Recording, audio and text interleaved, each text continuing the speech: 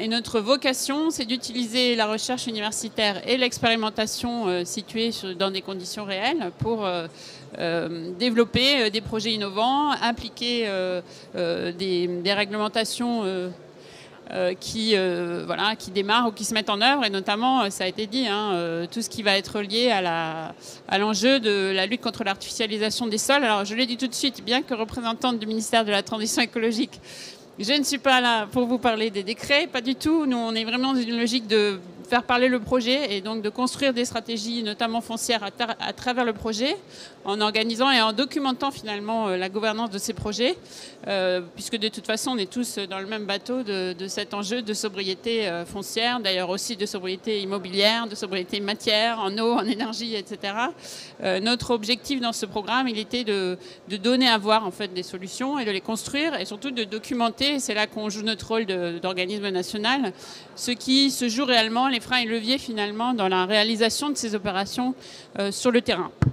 Et donc, sans vouloir être trop long, parce que je vais bientôt laisser la parole à Richard Trambio, le programme Territoire pilote de sobriété foncière, dont vous trouverez les éléments sur le site du PUCA, il a été construit avant même la loi Climat et Résilience, dans l'idée là encore, de construire les solutions de la sobriété foncière, mais dans des villes moyennes, les villes inscrites dans le programme Action Cœur de Ville, que nous avons d'ailleurs engagé dans ce programme à l'échelle de leur agglomération. L'idée était j'utilise souvent ce terme que chérissait Bruno Latour, de faire atterrir finalement cette logique de ZAN, même si je déteste utiliser l'expression ZAN, sur le terrain, c'est-à-dire d'essayer de comprendre à quelles conditions, notamment dans des villes où l'urbanisation s'est plutôt étalée, c'est pour ça que les centres-villes dépérissent en partie aujourd'hui, d'essayer de comprendre à quelles conditions on pouvait faire autrement du projet, et notamment de la revitalisation urbaine. Ça a commencé par un programme qui s'appelait Réinventons nos cœurs de ville, qui portait plutôt sur une échelle de bâtiments et d'emprises foncières circonscrites. Et puis ça s'est poursuivi, et d'ailleurs Réinventons nos cœurs de ville, Draguignan y a aussi participé.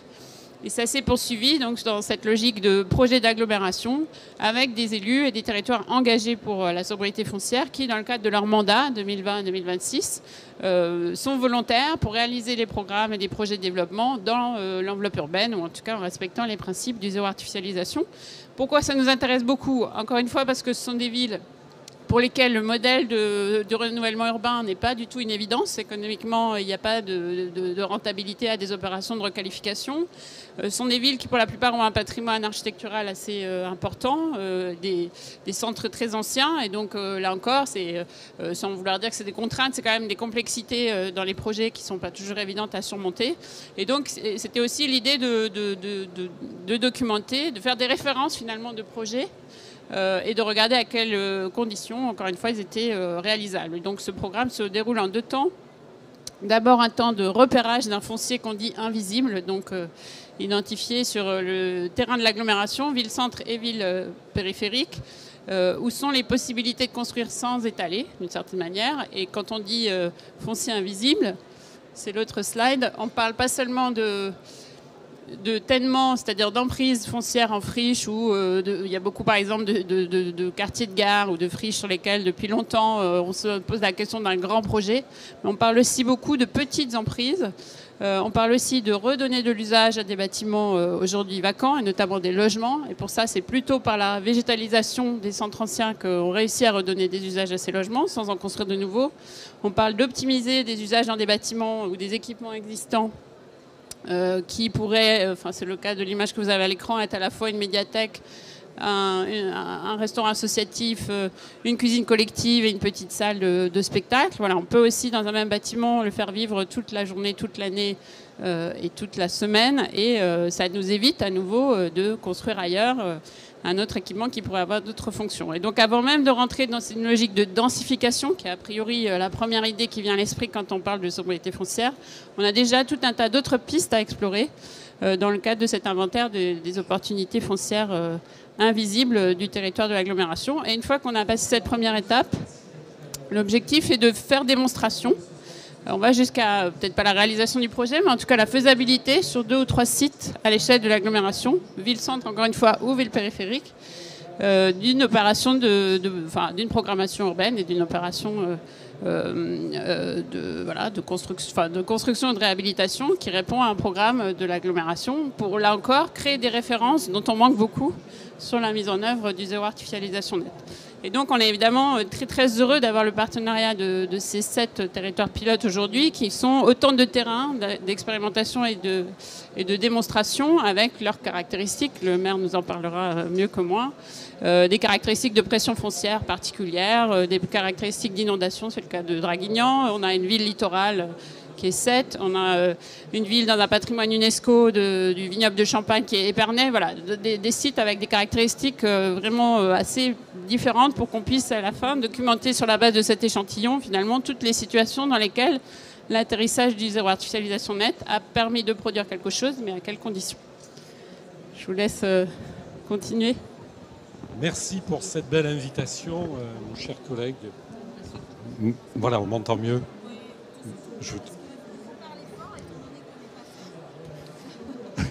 Bon, en tout cas, un grand merci de nous avoir invités. Effectivement, sobriété foncière, action cœur de ville, chaque commune, chaque territoire a une histoire.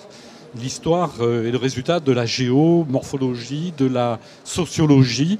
Et nous avons hérité d'une situation particulière. Bon, Draguignan, ancienne préfecture du Var, avec une population qui s'est paupérisée, avec une inondation catastrophique en 2010, 26 victimes. Et puis là, c'est l'inverse, c'est-à-dire on est en pénurie d'eau.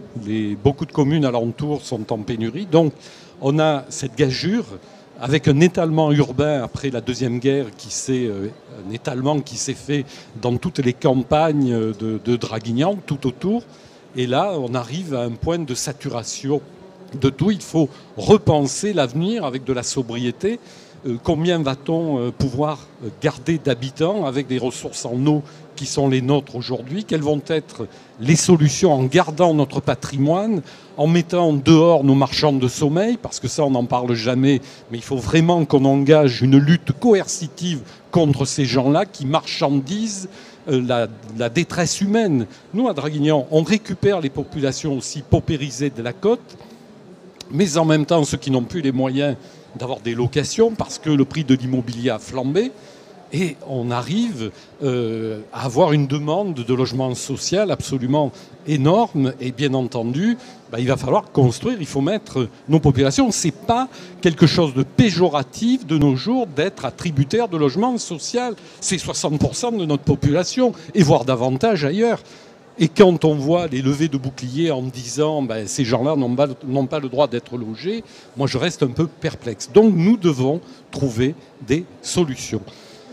Dans les cœurs de ville, une ville médiévale avec un patrimoine parfois abandonné, un patrimoine boudé par les propriétaires, mais aussi l'objet de ces gens-là qui sont peu recommandables, et je le répète, contre lesquels on ne peut pas grand-chose à ce jour. Moi, le permis de louer, ça s'adresse aux propriétaires honnêtes.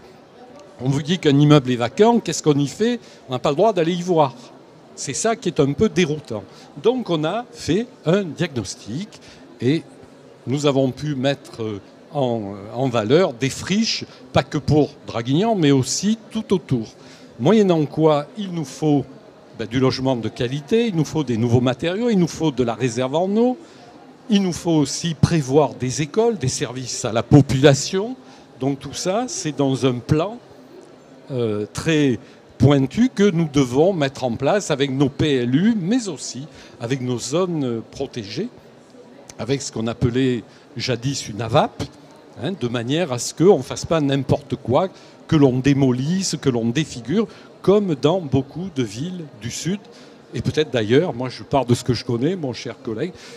Voilà, l'enjeu social est important. On parle tous de désertification médicale, moi je sais ce que c'est, je suis profession de santé, mais du logement de qualité, on va avoir une population en bonne santé. Donc on fait de la prévention. Avoir du logement de qualité, plutôt que d'avoir du logement insalubre, ça donne des populations qui vont bien, moins de délinquance, moins de trafic, et beaucoup plus de, je dirais, pour les jeunes générations, de solutions aussi pour l'avenir.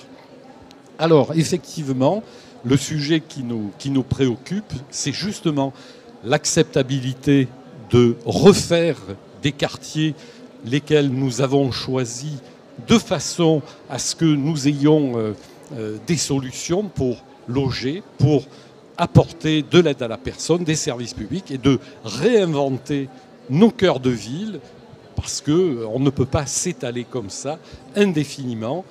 Quand je parle de la ressource en eau, c'est aussi, il n'y a pas que ça, il faut rebâtir le patrimoine que nous avons hérité depuis des décennies. Voilà un petit peu le sujet. Est-ce que vous souhaitez que je dise... Peut-être simplement pour compléter sur la démarche elle-même, alors effectivement, Draguignan était déjà dans une logique de trouver des vocations à des patrimoines vacants hein, et donc à faire appel notamment à des architectes urbanistes pour essayer de proposer à la fois des programmes d'ailleurs dans Réinventons et des projets. Mais la logique de territoire pilote, c'est vraiment d'embarquer ça à une échelle intercommunale. Et ce qui avait été très frappant quand on était venu à Draguignan avec le directeur du programme Action Cœur de Ville, c'est finalement de voir, je crois qu'il y a une cinquantaine de maires peut-être de l'agglomération. Ah non, 23 maires, voilà. Mais en tout cas, un très grand nombre des maires, dont certains sont maires de petites villes de demain, rentrer dans cette logique de sobriété foncière justement parce qu'il y avait une espèce de spirale finalement un peu infernale qui faisait qu'ils avaient beaucoup de mal à refuser des projets, notamment en extension urbaine, et que cet accompagnement à proposer des solutions alternatives les intéressait particulièrement. Donc peut-être vous pouvez reparler de ça. En tout cas, la pédagogie, y compris au sein du groupe d'élus, était nécessaire. Et après, on passe à l'étape opérateur, modèle économique, dont le fonds Friche peut être un partenaire. Oui, tout à fait. Pour l'agglo, c'est exactement la même problématique. Nous avons de la spéculation foncière. Il n'y a pas de doute. Il y a des gens qui trichent un petit peu avec...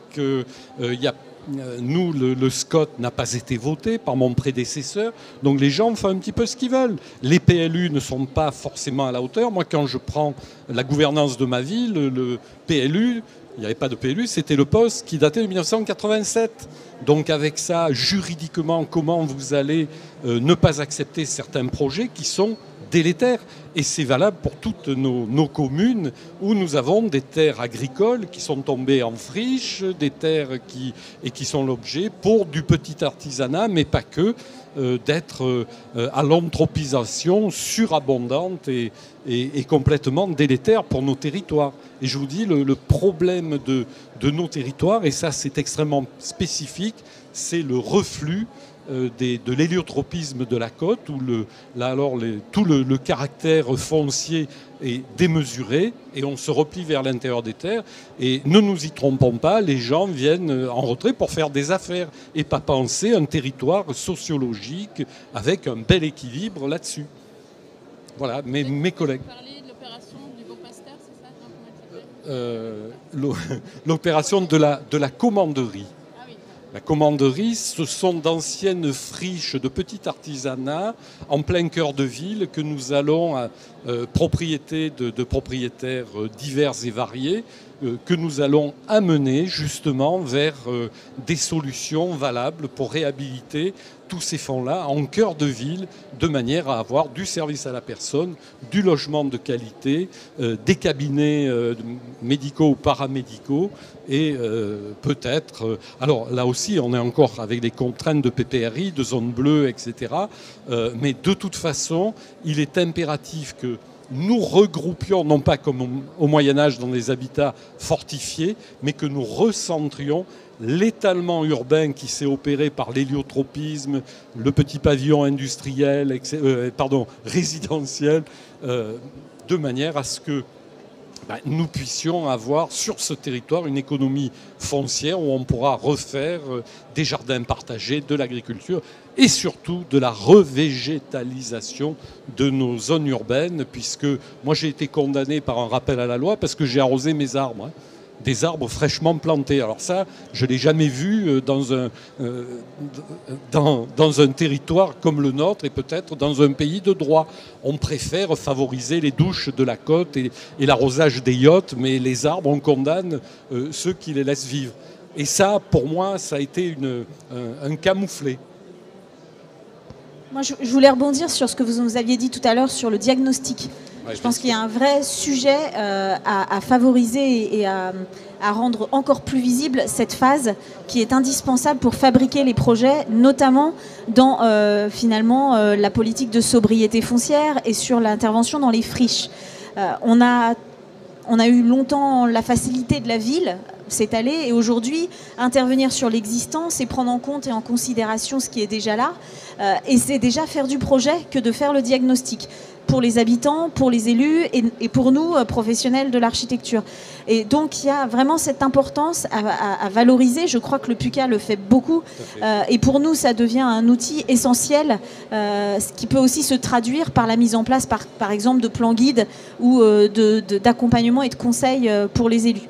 Donc un peu de pub pour nous, on vient de faire des contratypes sur ces opérations-là, mais je trouve que le fait que les élus, comme vous l'avez fait, insistent bien sur cette phase qu'on a parfois envie de passer rapidement, elle est essentielle et encore plus dans les crises que nous vivons aujourd'hui. Ah oui, je partage tout à fait ce point de vue, c'est tellement évident pour moi, peut-être que je n'ai pas assez insisté. Le diagnostic est la base fondamentale de toute action.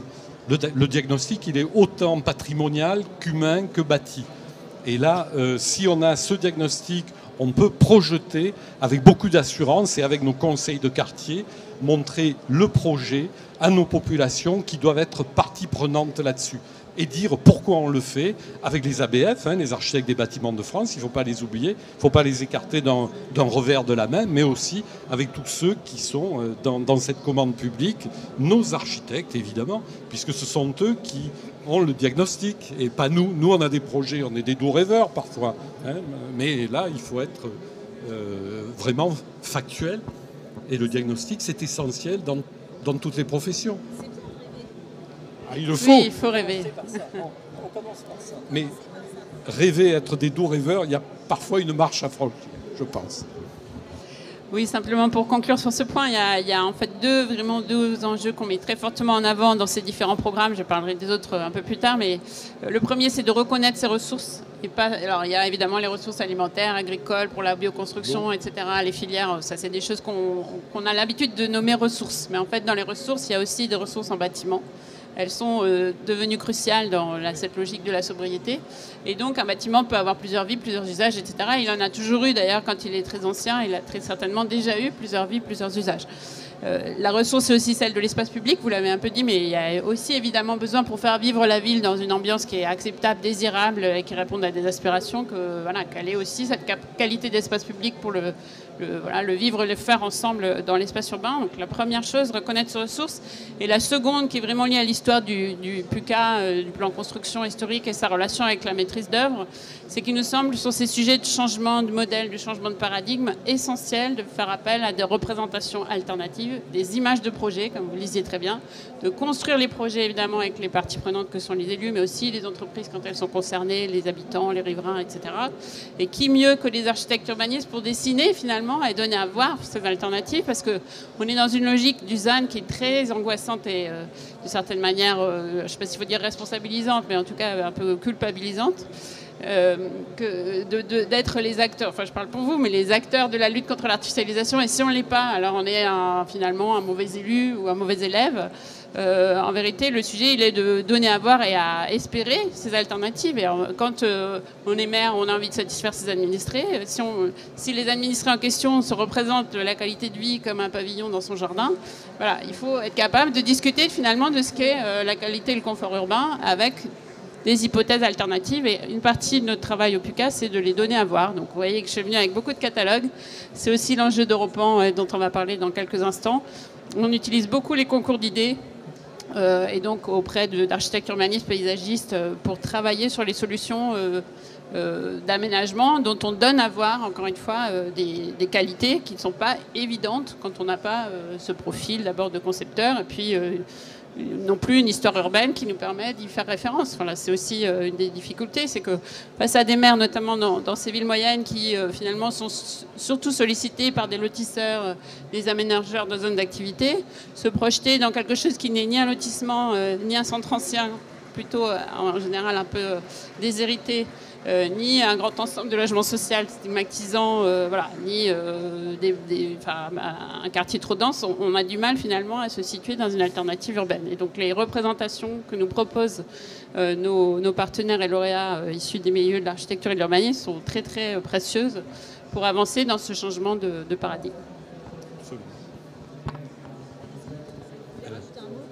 Non, je crois que tout est dit. Il faut faire passer le message. On a besoin de vous et vous avez besoin de nous, mais on travaille ensemble pour le plus grand bien-être de nos concitoyens. Non, mais je pense que ce dialogue, il est nécessaire. Absolument. Et parfois, il a été un peu distendu parce qu'il y a énormément d'acteurs dans le monde de la cité, dans la construction. Et en fait, finalement, quel est le plus important que de revenir sur le rêve et le récit que l'on doit construire, et donc de mettre à côté celui qui va initier le récit, qui est l'élu en fait, et puis ceux qui vont faire vivre le récit avec eux, qui sont les architectes, urbanistes et paysagistes, donc les concepteurs. Donc ce rapprochement est essentiel pour nous. C'est vrai que les programmes du PUCA sont pour nous des vrais révélateurs parce qu'ils redonnent cette confiance en fait, et ils montrent le chemin par des processus aussi. Et je crois que c'est ça qui est essentiel. C'est-à-dire un bon projet, c'est aussi un bon processus. Et là, il y a un vrai sujet. Ça permet de faire le lien, puisque j'ai compris que ça partait d'Europan. Et donc, monsieur le maire de Pont-Aven, cher Christian. Bien, écoutez, avant que mon collègue s'en aille, je voulais vraiment le féliciter pour son courage et puis son imagination, parce qu'il en faut. Il en faut dès lors qu'on prend des responsabilités dans une collectivité. Alors nous, à Pont-Aven, on a procédé, on a mené une réflexion qui a duré à peu près une année avant les élections, avant des nouvelles élections de ce nouveau mandat. On a réfléchi pendant une année à une méthode qui serait celle que nous pourrions développer sur Pont-Aven. Avec, au revoir, chers collègues, et puis au plaisir de se voir à Draguignan. On parlera de l'eau. Hein. Les pieds sur terre et la tête dans les épaules. Oui, bien sûr. Ouais. On fera la diagonale en tous les cas. Donc nous avions un peu comme problématique de développer une sorte de méthode pour approcher cette question du développement et de Pont-Aven. Alors, on est parti, il y a beaucoup de choses qui ont été dites par le maire de Draguignan, et en particulier l'importance du diagnostic. C'est la première chose que nous avons fait avec des étudiants de master d'une école d'architecture qui, au tout début du mandat, pendant 6 mois, sont venus faire le diagnostic de la ville, tant sur la question des ressources en termes de bâti, des problèmes démographiques, des problèmes économiques, et puis des problèmes de l'image urbaine de Pont-Aven. Donc c'est la première chose que nous avons faite. La deuxième chose, c'est de se donner une doctrine.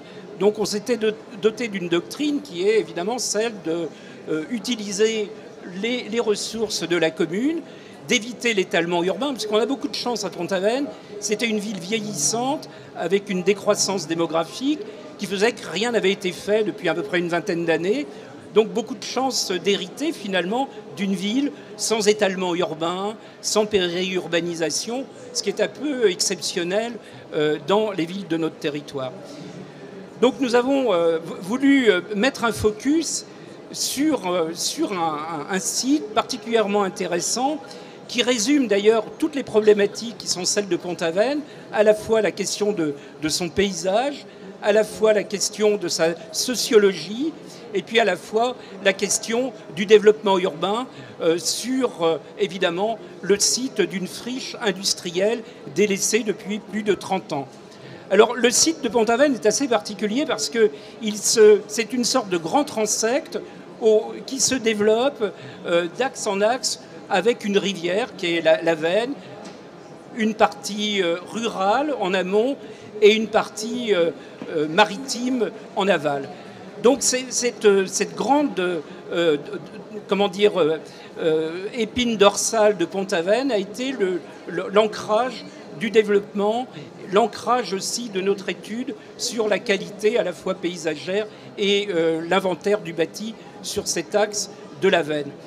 Alors, de chaque point de la Veine, d'un côté, vous avez une entrée on va passer à la slide suivante, une entrée est qui est une usine, une friche industrielle de 3 hectares. 3 hectares, c'est à peu près l'équivalent du centre de Pont-Aven.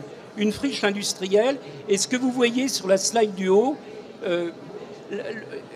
la ville se termine par une ria maritime. Donc on est vraiment dans un axe tout à fait intéressant d'un point de vue paysager. La première chose que nous avons faite, c'est un peu le travail de l'ORT, d'ailleurs, aujourd'hui, qui est demandé pour Petite Ville de demain, pour le dispositif. On a créé un périmètre urbain qui était celui sur lequel nous allions intervenir. Donc on a vraiment mis en place une méthodologie avec ce périmètre urbain qui était l'espace sur lequel nous pourrions imaginer des constructions, un développement commercial, économique. Tout l'axe de développement de Pont-Aven se fait sur ce périmètre qui deviendra d'ailleurs le périmètre de l'ORT.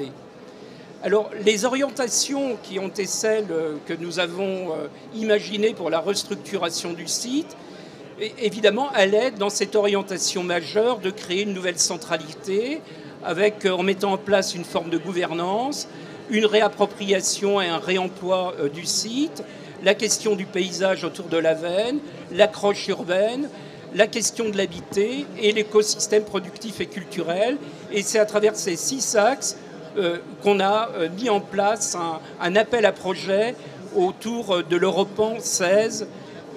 Voilà, donc la ville de Pont-Aven a candidaté à Europan 16 et cet Europan 16 a été largement plébiscité puisque nous avons eu 27 projets qui ont été des réponses à l'Europan 16. Alors l'Europan 16, il faut rappeler les objectifs de l'Europan 16.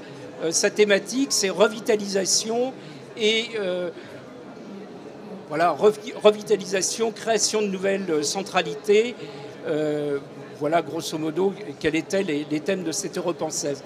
27 équipes ont candidaté, 3 équipes lauréates, que nous avons ensuite réunies. Une fois que nous avons désigné ces 3 équipes, nous avons décidé de les faire travailler ensemble et ils ont créé un atelier public. Ces 3 équipes ont travaillé pendant 6 mois avec une contractualisation spécifique et finalement ont abouti à une sorte de plan de morphogénèse qui sera le plan guide qui permettra ensuite de mettre en place un projet d'aménagement du site. Donc ce plan de morphogénèse est important parce qu'il permet évidemment de créer un projet d'architecture et d'urbanisme sur ce site de 3 hectares et de répondre à quelques objectifs importants. D'une part, si vous constatez une des slides, vous voyez que l'état actuel de ce site, c'est un immense bâtiment industriel de 450 mètres de long, de 3 hectares, qui n'a aucune transversalité entre 2 sites tout à fait remarquables. D'un côté, une colline qu'on appelle colline Sainte-Marguerite, de l'autre côté, un bois qu'on appelle le bois d'amour, où allaient peindre les peintres du 19e, et puis au milieu de tout ça, une usine en friche de 3 hectares. Donc, vous voyez, il y avait énormément d'objectifs, à la fois paysagers, à la fois de créer de nouvelles, évidemment, de transversalité, des liens entre les 2 rives, et puis vouloir imaginer le futur de Pont-Aven autour de 3 objectifs, de la renaturation, de la création de logements expérimentaux, parce que vous savez que Pont-Aven appartient à une côte, à une partie du littoral soumis à la pression foncière de manière assez extraordinaire depuis une dizaine d'années. C'est une population vieillissante et une impossibilité aux salariés du territoire de pouvoir se loger. Donc, à travers toutes ces problématiques, le site de la Belle Angèle apporte un début de réponse avec la création de 70 logements pour jeunes salariés, une partie artisanale sur la partie est, les parties bleues, donc une partie productive, et puis tout un ensemble d'espaces publics renaturés sur le site actuel. Donc ce projet d'Europan a été remarquable, nous a aidé à réfléchir, nous a aidé à mener à la fois un projet urbain, architectural, où la création et l'imagination étaient le substrat demandé aux 3 équipes. Et nous songeons aujourd'hui à poursuivre avec un programme de recherche POPSU sur la question des territoires. On est à la recherche de partenaires universitaires, en particulier Géo-Architecture de Brest et l'école d'architecture de Nantes, que je connais bien par ailleurs. Et voilà, donc le projet maintenant à venir est de créer un projet de recherche POPSU, mais aussi parallèlement mener avec un aménageur une préfiguration sur le modèle économique, sur l'aménagement futur, parce qu'aujourd'hui ce site a été acheté par l'établissement foncier de Bretagne, et donc l'établissement foncier a comme objectif de dépolluer le site, de déconstruire partiellement le site et le rendre disponible pour des investisseurs. Donc on est à la fois dans une période où l'investissement est absolument nécessaire pour rentabiliser. Vous savez, Pont-Aven, c'est 2800 habitants, donc n'a pas du tout les moyens d'une métropole. Donc il est absolument nécessaire de se donner un modèle économique stable. Et puis parallèlement, de continuer notre recherche par un programme POPSU que nous allons très rapidement, en tous les cas, candidater sur ce programme POPSU. Oui, alors pour ceux qui ne sont pas familiers des plateformes POPSU, donc ce sont des petites plateformes de recherche embarquées, enfin j'aime à les appeler embarquées, d'autres disent recherche-action, qui sont en tout cas qui donnent la possibilité à des chercheurs en sciences humaines et sociales dans les domaines de l'urbanisme, de la sociologie, des sciences politiques ou de la géographie, de travailler pendant 1 an en collaboration très étroite avec une petite ville, en l'occurrence de moins de 20 000 habitants. On a aussi un programme POPSU sur les métropoles, mais celui-là se porte sur les petites villes. L'idée étant vraiment de construire, de documenter finalement ce qui se joue dans les stratégies d'aménagement de ces petites villes face à des politiques publiques nouvelles. Et notamment, on a eu des plateformes sur les nouvelles mobilités dans les petites villes, d'autres sur le logement ancien, d'autres sur l'aménagement. Et là, on a un exemple très intéressant justement d'une petite ville face à la requalification des friches, qui est l'enjeu quand même du zéro artificialisation nette. Bon, la ville de Pont-Aven et son équipe de recherche n'a pas encore été candidate et donc on ne peut pas encore dire si elle sera sélectionnée pour le programme POPSU qui est en cours. Mais les candidatures, c'est avant le 12 décembre. Alors, 12 décembre, oui, bien sûr. Mais en tout cas, l'intérêt de ces plateformes, c'est de construire aussi un espace de dialogue et de discussion, un peu une scène intellectuelle ou culturelle locale qui est aussi partagée avec les habitants autour de l'avenir d'un territoire et en se posant, on les appelle des études de cas, une question un peu ciblée, un peu spécifique et ça nous paraît toute candidature tout à fait intéressante. Je reviens simplement sur Europan. Alors, si vous êtes architecte, vous devez connaître Europan, parce que la plupart d'entre nous, moi compris, ont dû travailler dans des équipes Europan au début de leur carrière professionnelle, voire à la fin de leurs études. C'était plutôt mon cas. C'est donc un concours d'idées, suivi de réalisation, c'est comme ça qu'on l'appelle. C'est pas tout à fait un concours de maîtrise d'œuvre encore, qui est ouvert aux architectes urbanistes paysagistes de moins de 40 ans à l'échelle d'une douzaine de pays européens aujourd'hui. C'est un concours qui a été inventé par la France, par le PUCA en l'occurrence, il y a presque 50 ans maintenant, mais qui depuis 30 ans est européen. Et qui donc permet de créer une espèce de communauté de maîtres d'ouvrage et de maîtres d'œuvre qui, pendant plus de 2 ans, finalement, travaillent ensemble à l'échelle française sur une dizaine de sites et à l'échelle européenne dans une douzaine de pays pour construire un peu les solutions d'aménagement de demain. Et donc on est là dans une démarche aussi d'engagement et je tiens à remercier encore le maire de Pont-Aven d'être rentré là-dedans puisqu'en fait c'est un compagnonnage assez long depuis le concours d'idées qui est encore une esquisse et même là on passe à une phase de pré-réalisation mais on est encore à l'échelle d'une esquisse jusqu'à une éventuelle réalisation qui peut mettre 10, 15, 20 ans, on verra. Mais ce qui est intéressant, c'est vraiment cette démarche de dialogue permanent entre une maîtrise d'œuvre et une maîtrise d'ouvrage. Là, il se trouve que les 3 équipes lauréates sur ce site ont été, ont fait l'objet d'une commande groupée, se sont regroupées en fait pour continuer à travailler avec la ville. Je les ai rencontrées il y a une quinzaine de jours. Elles sont très très motivées à avancer sur ce projet. On a par ailleurs le soutien du programme Petite Ville de Le Mans du ministère de la Cohésion des Territoires. On l'a dit, le soutien de l'établissement public foncier qui porte le foncier. Il y a eu une aide du fonds Friche pour la requalification du site. Et donc on est dans une espèce d'alignement, on l'espère en tout cas, d'alignement de planète pour réussir cette opération. Et là encore, créer des références en matière de revitalisation urbaine. On est dans un site avec une force des éléments naturels très importante, très présente. On l'a dit, on est dans une cuvette avec une rivière qui est l'axe principal de la ville, qui pour le moment est complètement occultée par l'usine. Et l'autre chose qui m'a paru très intéressante dans le projet reconfiguré par les 3 équipes, c'est que c'est un projet également très sobre dans sa proposition. Alors on n'est pas tout à fait encore à l'architecture, mais en tout cas de son projet architectural et urbain, puisque 60%, si je ne dis pas de bêtises, des espaces construits sont conservés, alors même que des surfaces construites, ça peut être des toitures ou des dalles béton, ne sont pas démolies pour éviter de démolir pour rien ou de gâcher de la matière, si on peut dire comme ça. Donc il y a aussi une logique très forte, et ça on l'entend beaucoup des nouvelles générations, de faire mieux avec moins, d'être modeste sur la transformation et la demande de matériaux. Donc c'est un projet vraiment très intéressant sur cette dimension-là également. Je voulais quand même ajouter à cette présentation un complément à la démarche que nous poursuivons à Pont-Aven. C'est évident qu'aujourd'hui, et vous l'avez dit tout à l'heure, la sobriété, c'est vraiment le mot-clé. Alors c'est un mot un peu fourre-tout aujourd'hui, mais pour nous, ça signifie quelque chose. C'est-à-dire, on a pris la décision que tant que ce sera possible, il n'y aura aucun étalement urbain sur la commune. Donc on réutilise absolument tout le bâti existant. Encore une fois, on a fait un diagnostic en début de mandat avec des étudiants de master. Donc ça a été fait pendant 6 mois sur un master entier, donc d'une manière extrêmement précise. Et aujourd'hui, tous nos programmes d'équipement qui se situent en centre-ville, dans le périmètre que j'ai montré tout à l'heure, tous les projets d'équipement se font à partir de bâtis existants et sur des notions, évidemment, de centralité, de dispersion sur le territoire. Et ça, c'est vraiment une démarche compliquée, vous savez, pour passer à cette culture-là auprès d'une population, auprès d'élus, également sur le territoire de l'EPCI, de l'agglo. Ce sont des choses extrêmement complexes.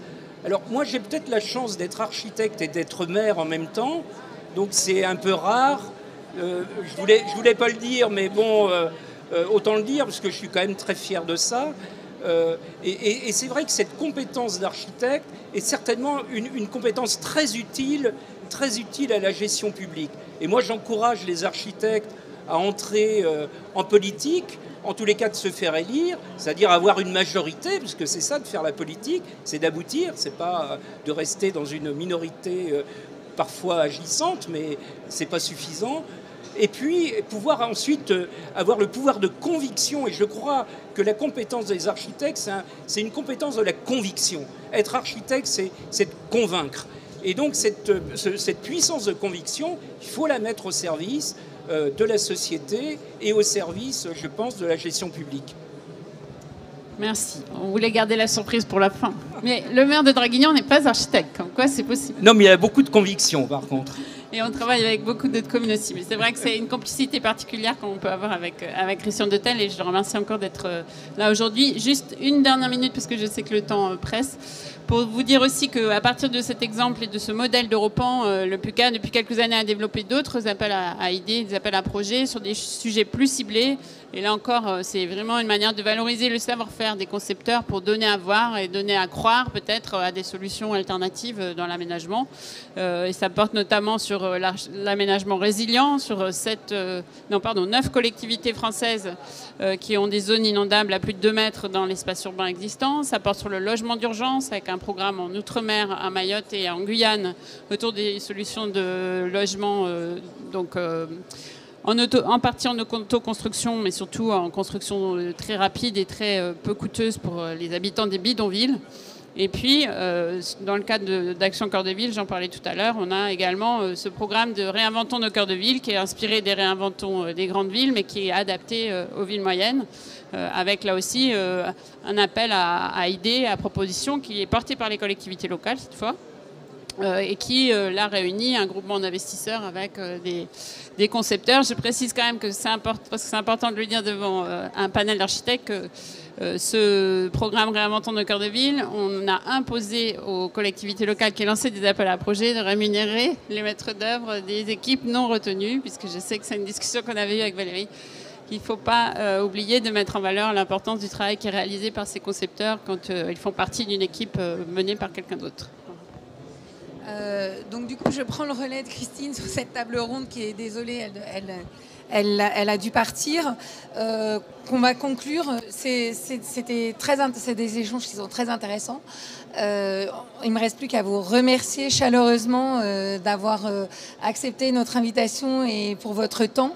Je vous invite à rester à la prochaine table ronde qui va se conclure après par le cocktail. Et donc vous êtes bienvenus au cocktail si vous voulez rester avec nous. Et merci encore pour votre temps.